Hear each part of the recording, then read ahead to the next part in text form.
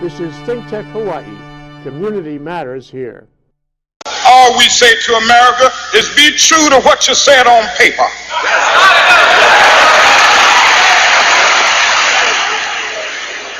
If I lived in China or even Russia or any totalitarian country, maybe I could understand some of these illegal injunctions. Maybe I could understand the denial of certain basic First Amendment privileges because they haven't committed themselves to that over there. But somewhere I read of the freedom of assembly. Somewhere I read of the freedom of speech. Somewhere I read of the freedom of press. Somewhere I read that the greatness of America is the right to protest far right.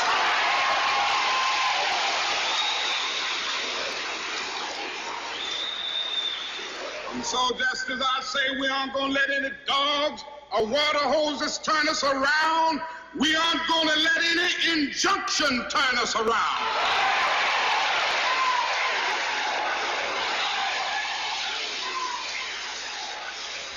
Well, I don't know what will happen now. We've got some difficult days ahead. But it really doesn't matter with me now because I've been to the mountaintop. I don't mind.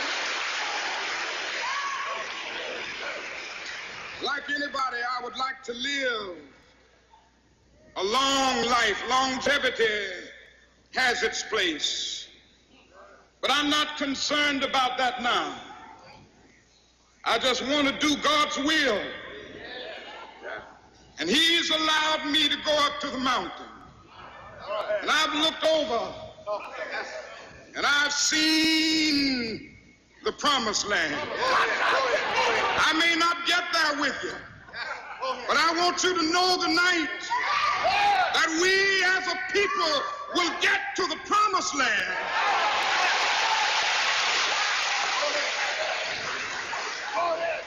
So I'm happy tonight. I'm not worried about anything. I'm not fearing any man. Mine eyes have seen the glory of the coming of the Lord.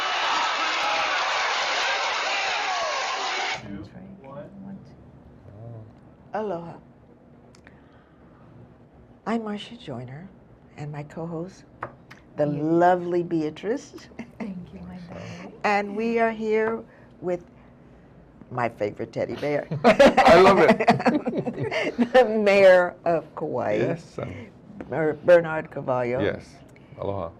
And we opened with this last speech from Dr. Martin Luther King before he was assassinated. And today is April 4, which is the 50th commemoration. I hate the word anniversary. The 50th commemoration of the assassination. That's very special to me because as a youngster, I was 15 when I started my first demonstration, picket line for civil rights. I don't remember how old I was when I met Dr. King, but we were on the same path for a long, long time. I'm 80 now and I'm still on that path, which is why we invited the mayor of Kauai, who is, as I see it, in Hawaii, the continuing of that dream.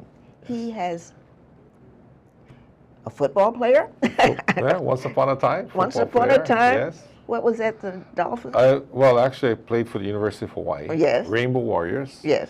And then the opportunity to be drafted to the Miami Dolphins.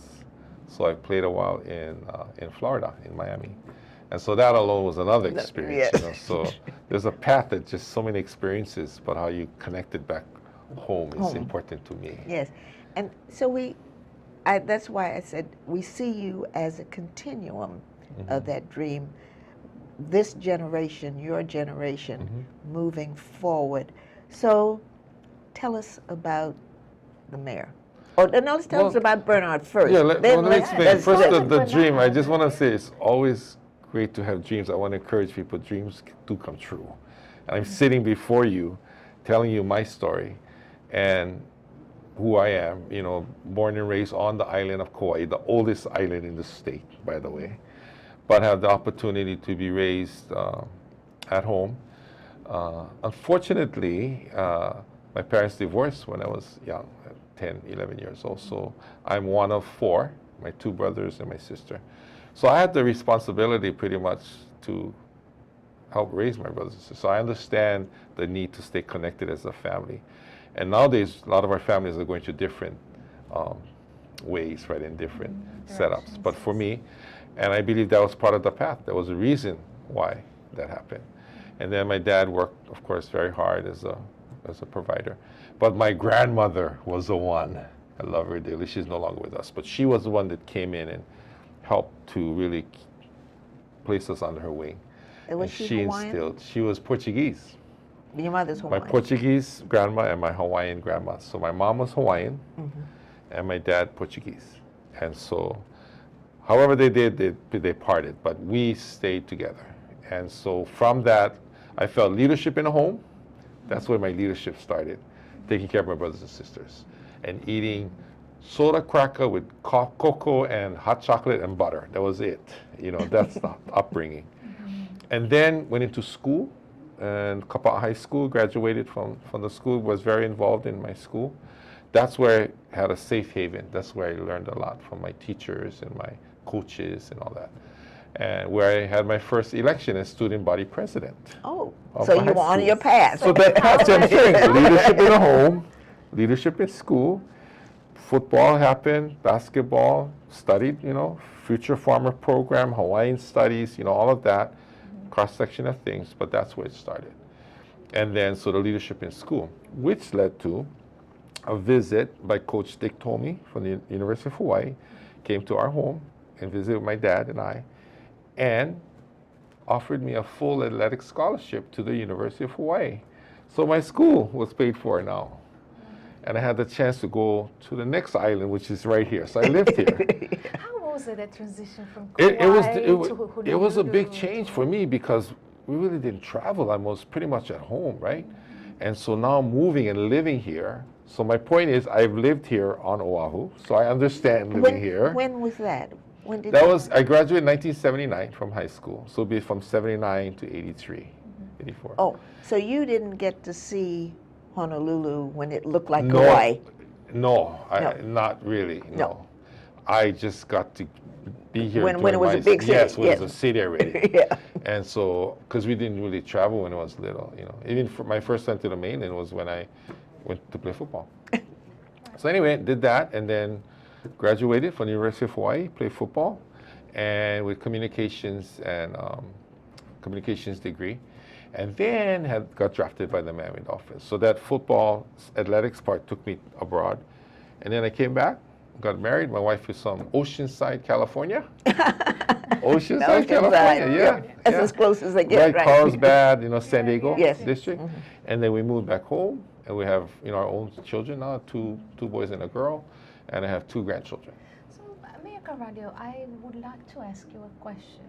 You were born and raised here, went to school here, had a chance to go to the mainland, which I love that why you described as being abroad. Yeah. And because it really feels like it. It is abroad, yes. It's part of the United States. Yeah. It really is abroad. It's a different world, 2 different worlds. For me, I mean. And I think for everyone who comes here and feels the aloha and the aina, it's like a different world. But what was it that made you and your wife decide we would like to go to Hawaii and to reset our roots back home and raise our children here? Well, let me answer that because that led to why I'm mayor today.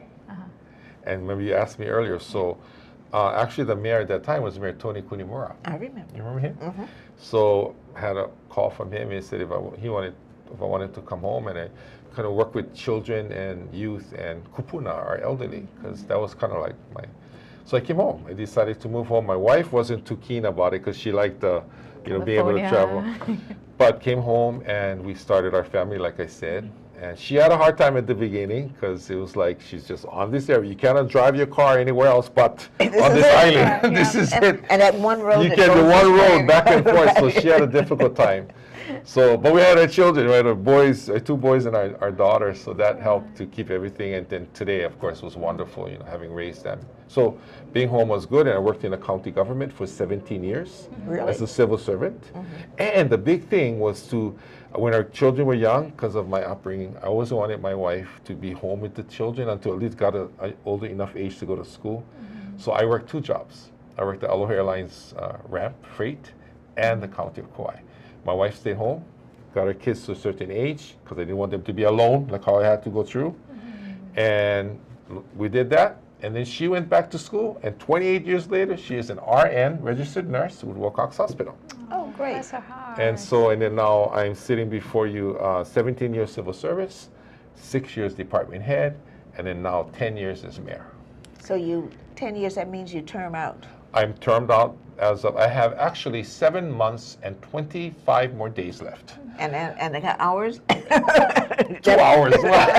But my point is that I've served the full 10 years. Upon the death of our mayor at that time, that's why I had a special election in 2008 because our mayor passed away in office. And I was working for him, and so I ran, and we were fortunate to be elected in 2010 and 2014. And I'm sitting before you 10 years later. Now, this is just a side track. But when you get old, you forget things. If I give you a note, will you take it to Billy Kanoy for me? I will. He's my best. I love him. I do too. And he's going through some challenges He right is. now, with health challenges, but we're praying for him. We're sending him all the aloha and the love. I did get to talk to him yesterday, a couple of days ago, and love him. He's a good friend. Well, I forget the year, the Democratic Convention, and he and Billy Kanoy with the ukuleles and all the Hawaiian in them. They were singing, they were entertaining. It was the best of all the conventions I've been to. That was the best. Remember now, it's all about aloha, right? You know, and you mentioned that earlier. And I think that was wonderful. It was really the two of them together. And I think, like Dr. Martin Luther King, if he were here today, and I would tell him, aloha is what you, Dr. King, have offered to this world. And by that I mean, if I were to tell you aloha, E stands akahai, kindness. Treated us with kindness. E. L, lokahi, unity. Send unify, work together. Let's make decisions together. Let's work through things as people. L, lokahi, in aloha. O, olu olu, agreeable. Let's try to agree. We may disagree, but try and work together. I think that, to me, is finding a solution in serving people. H, ha'aha'a, humility, humbleness. Treat people with, being kind. And E, ahanui, patience. We need patience in leaders today as we continue to serve as best as we can overall. I think with the aloha spirit and the meaning of it and its connection ties right into Dr. King and what he stood for, as far as I'm concerned. Well, we need to take a break, and we will be right back with my darling teddy bear. I'm ready. We'll be right back. Aloha. This is ThinkTech Hawaii, raising public awareness.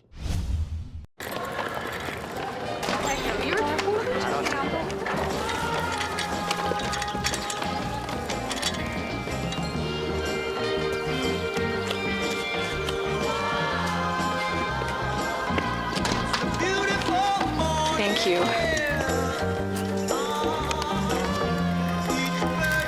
Kindness. Pass it on. A message from the Foundation for a Better Life. Aloha, welcome to Hawaii. This is Prince Dykes, your host of the Prince of Investing, coming to you guys each and every Tuesday at 11 a.m. right here on ThinkTech Hawaii. Don't forget to come by and check out some of the great information on stocks, investing, your money, all the other great stuff, and I'll be your host. See you Tuesday. And we're back. We're back. With Bernard Carvalho, my teddy bear, and the lovely Beatrice. And you know, just so you know, we've skipped the title of the program. Yeah. The title is The Ties That Bind. The ties that bind. Yes. Okay. So that's what we're doing here. The ties that bind ties to that me bind. is building bridges instead of being disconnected. Right. We got to connect, tear down walls and silos and build bridges. Binding. Yes, absolutely. And so, in that spirit of bridges, you've had most of your adult life dedicated to public service, which is 10 of these years, a decade as a mayor. So my question to you is, if you can elaborate on the good, the bad, and the ugly that you have learned in your role. And I also have learned that you are running to be a lieutenant governor. If you could elaborate on why do you feel that this is your next calling? Okay. That would be amazing for our viewers. Right. And thank you for the question. I mean, I've been pretty consistent with my story, you know, and I feel like this is the next step to serve at this level, to be that bridge, to be the voice, to be a place where we build people, we build relationships. As mayor, one of the great things for me was my wanting to assure that we take care of the emotional side of anything that we do, whether it be housing, transportation, cultural issues, because it involved the people. It involved reaching out. It involved asking questions. It involved incorporating their thoughts into whatever projects come about. And a lot of people say, oh, that takes too much time. I say, oh, no, wait. That's more important than waiting till later, and then nobody's involved. So that was part of a big process. And then the vision I had for the whole of 2020 vision was just listening to people and putting together a package, whether it be housing, transportation, elderly programs, all of it tied into this package vision as a leader. And then you just kind of throw it out and surround yourself with the right people, with the right hearts and souls to help you make it happen. So that's what I did for that particular piece. Whole of 2020. Tell us more about that. Yeah. I created this vision based upon, like I said, meeting with people, and it involved 38 projects. I can share a couple of that with you. Like, for instance, I did talk about creating a sustainable community, looking at agricultural parks. I wanted to create these agricultural parks on Kauai, 75 acres. We, the government, offer you, the community, to manage this acreage, but you go and grow what you want. You manage it. You form your own 501c3. We provide you the land and the water and the infrastructure, and you go ahead. That's happening as we speak. Sunshine markets are coming. Whatever is grown is being shared with the community. Whatever is grown is starting small businesses. We're looking at future farmers, right? Working with the schools and incorporating a future farmer program again, like before. Government coming into the schools, helping the schools to recreate the future farmer program. Now all of our high schools have the program. So it's incorporating a new farmer of tomorrow has to incorporate science and technology too nowadays, you know, to incorporate. So that's just another example of the bigger picture. So I think the good was more the vision and talking. The bad is sometimes I cannot reach out to everybody, and you try your very best, and no matter what you do, people sometimes can be very, I'm not going to say mean, but they just don't get it sometimes. And so you need to be very patient and understanding with some of these people who just, you know, need more help and assistance. And then the ugly, I don't know if there's anything ugly, but I think the more bigger picture was just getting things done. I always say action with aloha. Action with aloha. When you live in Kauai, it's hard to say ugly. Yeah. That's not in but your I'm asking vocabulary. your question, right? And I No, I'm understand what saying- she's saying. And it's fair, because in every you know, tenure that you may have in whatever profession, there's a steep learning curve. There are things that go wrong or things that you've learned the hard way that can be really ugly, but the silver lining of the ugly too, you know, yes. Well, now you worked for the county Yes. after the hurricane. Yes. That was a mess. We were the island. We went through Hurricane Eva, in And 1982. Iniki. Yeah, and And in Iniki. 1992, Iniki. Right. So we, the county, we understand, I know as a leader, how to make sure we're prepared, making sure we have our emergency equipment ready. We have response teams throughout our community. We have disaster assistance centers ready. We know our trailers are out and about. I mean, all of it, knowing that, God forbid, disasters will come. And having gone through it, we were able to experience the one house where everybody would go to and eat because everybody else's house was devastated. We set up tents and stuff. Anyway, community pulling together. And I understand that government needs to understand the importance of preparedness, getting good information out, when to notify the public, how to keep everybody informed, engage the students, the education part, the business, all of it. And having a solid plan, vet it out, so we are prepared, God forbid, that a disaster comes away. And I feel comfortable that we are on Kauai. And we need to do that for the whole state. Yeah, because you did take for Iniki. Yes. You took the brunt of that We took one. the brunt from just devastated our community and everything. So I understand that. So that is actually a beautiful example of the ugly that turned out good. Okay. It's true. And That's the perfect. reason I'm reframing this is not to emphasize the bad, but what we learn, the hard way. And the state of Hawaii right now actually has a D when it comes to emergency disaster preparedness. So as a state, really as a whole, we got a lot of work to do, and you have got an amazing legacy to have lived through the worst nightmare that an islander can live, which is getting hit by hurricanes. Right. So, Now, that wasn't just a hurricane. Yeah, That was pretty bad. It really Yeah, bad. yeah. And so, and even to the point where we were disconnected from our neighboring islands, we had to make do for a while. Right. And so when you're in that kind of situation, you gotta know as a leader, okay, do we hold off here? What equipment do we have here? How do we reach out here? Asking people, generators, not enough food, all of that. And just being able to coordinate that and be under control, but being right in the middle of it. As leaders, you cannot just be you gotta be in the middle of it and just navigating, okay, what do we do? That, to me, is very important as we continue to lead this state. And now, again, my sidetrack. Sidetrack. We were married at the Fern Grotto when it was the old Fern Grotto. I love The most beautiful place in the world. So when the hurricane came and wiped out the ferns, I was brokenhearted. Has it ever come back? Not like it was before, not that plush type of, the ferns hanging from the ceiling of the cave.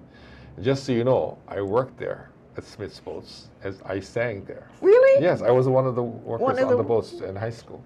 So I understand the whole Smith's Boat. We walk about the Walter J after the beautiful Fern Grotto. I sang the wedding song. So very special place, like you're saying. But it's not like before. And that's the ugly part, that some things get changed drastically based on whatever, and that is one of them. Yeah, that was one of them. That was one of them, and that just broke my heart. That and then now I always remember growing up in old plantation days. The layout we had, our homes were camps. I lived in a camp, and all the houses were on the perimeter of the park. Everybody had watched the children. Everybody had their little gardens, little store here, dispensary here, and it's a walkable type thing, which is why now we're transforming our heart of Kauai into a walkable, bikeable, complete streets, safe routes to school, lighted crosswalks, roundabouts, peanut abouts, connecting community, encouraging walking and biking, and connecting our kupuna, and making it safe. So to me, that's the same concept as when I was growing up. And we're doing that right now on Kauai. So you want to leave Kauai to be lieutenant governor? Because I want to share what we did. I understand. I want to leave. My heart is there, but I'm ready to share that footprint with this entire state. I'm not the answer, but part of the answer can be our thinking and bringing the right people and working with whoever is governor. As a lieutenant governor, you work with the governor. I'm looking forward to working with whoever's governor. But for now, we're working on being lieutenant governor. I want to bring value, add value to the office. I want to be the place where people come and get services and will be heard, and we'll talk, and it will work things out, and then shepherd them off to different parts into government. Can you have an a satellite office on each island? Okay, so that's another question that is posed to me. Are you staying here or are you moving? I said, No, hold no, no, off. I meant, could you open so What I that would people do- could get services Yes. on each island? Right now, the governor has a liaison on each island. So I would just partner with the governor's liaison on on the island. But there's an office where yes. you can get Yes. get so you supplies. would be mobile. You would be traveling to all of the islands course, and yes. supporting the Yes. community. You know, I really like this vision because I feel like in many ways so much of what happens in Hawaiian government is very Honolulu-centric Okay. and very Oahu-centric. And you know, as you were mentioning, that a lot of people really will not hop islands and will not have a chance to see not only the what is being done in different places. At least for me, that was this general assumption that everything would be more or less like the same. And as I started traveling, it's a complete different eye-opener. So my question is, what can people do here on Oahu and other islands to link and to learn more about Kauai and your legacy as a public servant and also as a mayor, and about your vision, so that you know, we can start, you know, to share more of that information across islands? I think for me, the bigger part as leaders in this state and the very specialness of Kauai, of Hawaii, is the culture.